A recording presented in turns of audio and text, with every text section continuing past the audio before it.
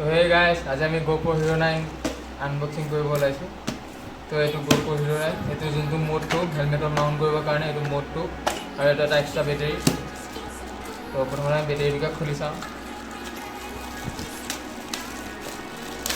কি আছে। তো আমি এইটো বেটাৰী খুলিলো ধুনীয়াকৈ। তো এইটো মোৰ আহিছে 2100 টকা 2001।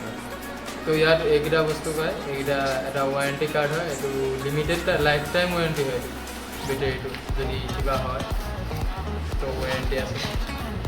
ইয়াত এটা বেটাৰী আহে অকল এইটো।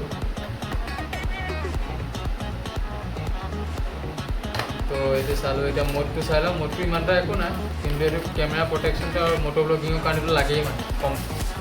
তো এইটো ইয়াৰ লগত এটা লেণ্ডস্কেপ দিছে।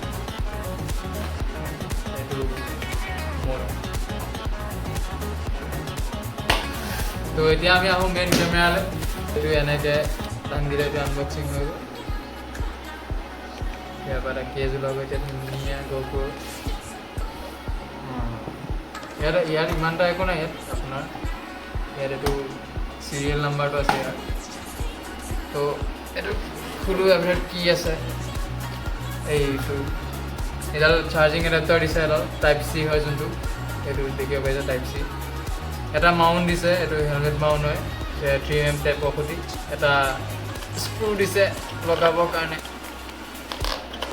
এইটো। তাৰপিছত এটা বেটেৰী আৰু এটা মাউণ্ট দিছে। ইয়াত মেমৰি চেমৰি নহয়, মেমৰি আপুনি এক্সট্ৰা কিনিব লাগিব। আৰু লাষ্ট দিছে এইটো কেমেৰা GoPro যোনটো Hero 9 হয়, সেইটো দেখিব পাইছে আপোনালোকে।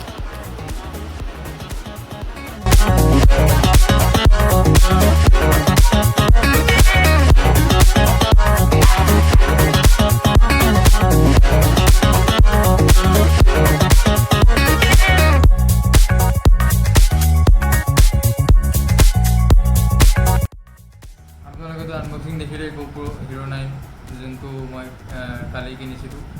তো আজি মই দিনত এফালে যাওঁতে মই এইটো টেষ্ট কৰিছিলোঁ, মানে কোৱালিটি কেনেকুৱা আহে।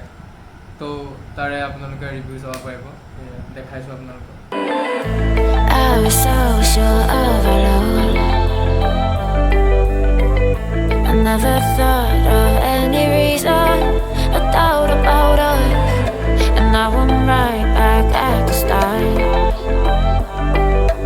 Halfway through a bottle, baby, nothing to know.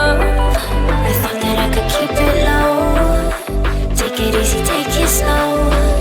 We ended up just like. ভিডিঅ'টো ভাল লাগিলে লাইক কৰিব, কমেণ্ট কৰিব, আৰু পাৰে যদি শ্বেয়াৰো কৰিব, আৰু ছাবস্ক্ৰাইব কৰি থ'ব আগলৈও। আৰু নতুন নতুন ব্লগ আহি আছে। এইটো মই প্ৰথম আনবক্সিং কৰিছোঁ, তো কিবা ভুল চুল হ'ব পাৰে, তাৰ কাৰণে ক্ষমা কৰিব।